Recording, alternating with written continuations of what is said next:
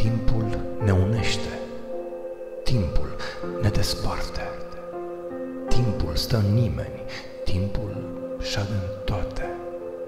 Ca un bun profesor, timpul ne învață cum să cernem lumea, călători prin viață.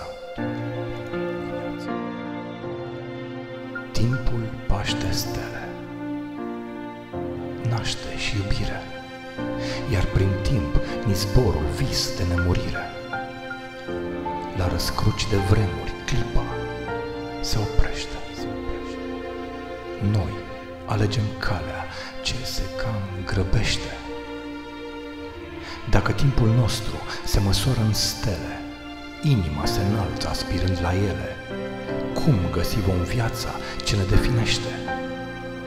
Timpul ne desparte